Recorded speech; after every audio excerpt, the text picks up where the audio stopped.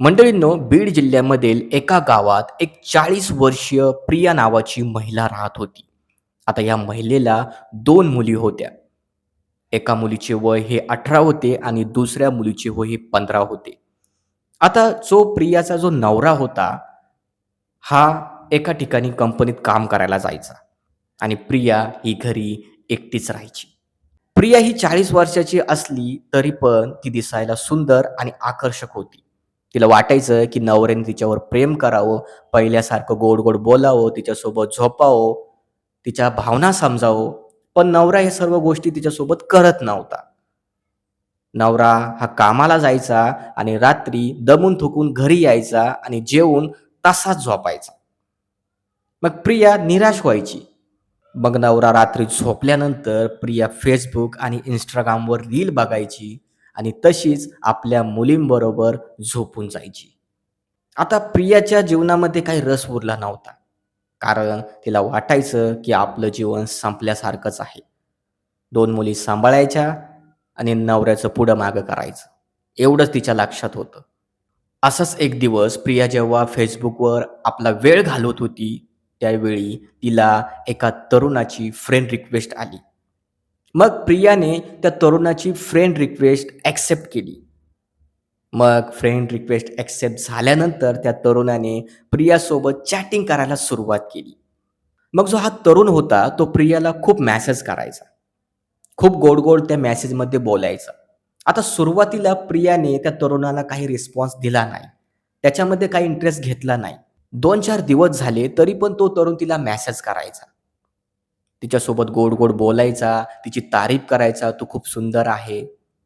आता प्रियाला काही तिच्या मनावर ताबा राहिला नाही. ती पण त्या तरुणासोबत Facebookवर चॅटिंग करायला लागली.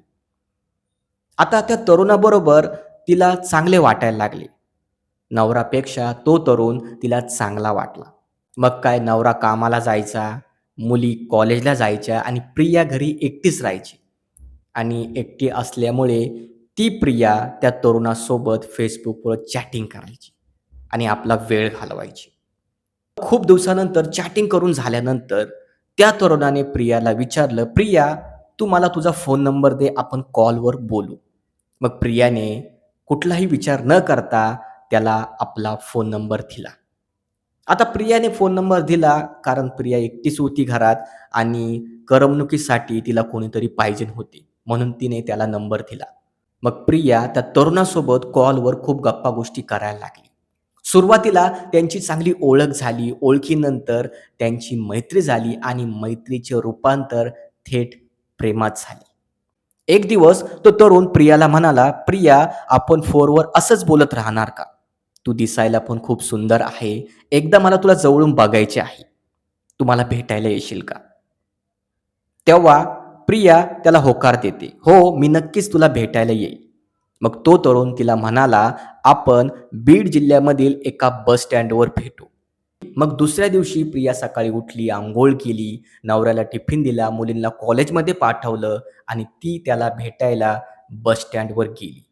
मग बस स्टँडवर त्या तरुणाने प्रियाला ओळखलं आणि तिला आपल्या बाईकवर टाकलं आणि बाईकवर टाकल्यानंतर त्या तरुणाने थेट प्रियाला लॉजवर नेलं. मग लॉजवर नेल्यानंतर त्या प्रियामध्ये आणि त्या तरुणामध्ये चांगला संवाद झाला. संवाद झाल्यानंतर तो तरुण प्रियाला म्हणाला, "प्रिया, मला तुझ्यासोबत संबंध ठेवायचे आहे." पण प्रिया त्या तरुणाला नकार देते. तो तरुण प्रियाला खूप समजून सांगण्याचा प्रयत्न करतो, पण प्रिया ऐकायला तयार नाही. प्रिया त्याला म्हणते, "तू जर माझ्यासोबत संबंध ठेवणार असशील, तर तुला माझ्यासोबत लग्न करावे लागेल." मग त्या तरुणाने कुठलाही विचार न करता प्रियाला लग्नाचा होकार दिला. मग तो तरुण तिच्यावर तुटून पडला आणि त्याने तिच्यासोबत 4 वेळा संबंध ठेवले. मग 4 वेळा संबंध ठेवून झाल्यानंतर जेव्हा त्याचे मन भरले, तेव्हा तो प्रियाला म्हणाला, "प्रिया बघ, तुला 2 मुली आहे आणि तुला नवरा पण आहे. त्यामुळे तू त्यांच्याबरोबर संसार कर, माझा विषय सोडून दे." हे ऐकल्यानंतर प्रिया संतापली. प्रियाने त्या तरुणासोबत तगदा लावला, की "तू माझ्यासोबत संबंध ठेवले आहे. तुला माझ्याबरोबर लग्न करावे लागेल. मी तुझ्यासाठी माझा पती सोडील, मुली सोडील, सगळं सोडील. फक्त तू माझ्यासोबत लग्न कर. पण तो तरुण ऐकायला तयार नव्हता. मग प्रिया आणि त्या तरुणामध्ये मोठ्या प्रमाणात भांडणं झाली आणि त्या भांडणामध्ये त्या तरुणाने रागाच्या भरात प्रियाचा गळा आवळायला सुरुवात केली आणि गळा एवढा आवळला की प्रियाचा आवाज पण निघत नव्हता आणि जास्त प्रमाणात गळा आवळल्यामुळे प्रियाचा तेथेच जीव गेला. मग प्रियाचा लॉजमध्ये तेथे मृत्यू झाल्यानंतर तो तरुण तेथून फरार झाला. मग संध्याकाळ झाली आणि जे लॉजमधील कर्मचारी होते ते साफसफाई करण्यासाठी त्या रूममध्ये आले आणि त्यांनी प्रियाला बघितलं तर त्यांना धक्काच बसला. लॉजमधील एका कर्मचाऱ्याने प्रियाला तपासून बघितलं. त्याला असं आढळून आलं की प्रियाचा मृत्यू झाला आहे. त्याने तात्काळ पोलिसांना फोन केला आणि घटनास्थळीची माहिती दिली.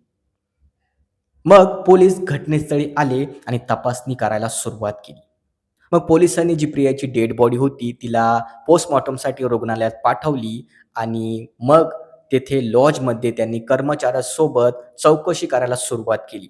कर्मचाऱ्याने सांगितलं की प्रियासोबत एक तरुण होता आणि तो गायब आहे. मग पोलिसांनी प्रियाचा जो फोन होता त्यामधून त्यांनी कॉल रेकॉर्ड्स काढले आणि त्यांना असे आढळून आले की प्रिया एका नंबरसोबत बोलत होती. आणि खूप वेळ एकच नंबर तिच्या फोनवर दिसत असल्यामुळे पोलिसांनी तो नंबर ट्रॅक केला आणि त्या तरुणाला त्यांनी शोधून काढले. मग पोलिसांनी त्या तरुणाला शोधले आणि त्याची चौकशी करायला सुरुवात केली. सुरुवातीला तो जो तरुण होता खोटं बोलायला लागला, की मी काही केले नाही. पण जेव्हा त्याला पोलिसाचा मार बसला, तेव्हा त्याने सगळ्या गोष्टी कबुली केल्या, की मी प्रियाचा खून केला आहे. मग पोलिसांनी त्या तरुणावर गुन्हा दाखल केला, त्याला अटक केली आणि त्याच्यावर कठोर कारवाई करण्यात आली. पण मात्र मंडळींनो, या घटनेमुळे पूर्ण बीड जिल्हा हादरला. कारण घडलं होतं एक धक्कादायक प्रकरण. मंडळींनो, तुम्हीच बघा, समाजात अशा वाईट घटना या सतत घडू लागल्या आहेत. कोणी विधवा महिलांना फसवतं, कोणी घटस्फोट महिलांना लग्नाचं आश्वासन देतं, कोणी पैशाचं आश्वासन देतं आणि त्यांना फसवून त्यांच्यावर अत्याचार करतं. मंडळींनो, ह्या घटनेचा उद्देश कुणाच्या भावना दुखवणं किंवा अस्थिरतेचा प्रसार करणं हे नाही.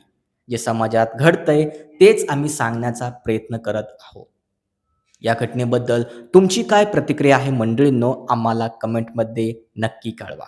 आणि हो मंडळींनो, अशा सत्य घटना बघण्यासाठी या चॅनलला आत्ताच सबस्क्राईब करा. तर चला मंडळी, भेटू पुढच्या नवीन व्हिडिओमध्ये एका नवीन घटनेमध्ये. तोपर्यंत जय महाराष्ट्र.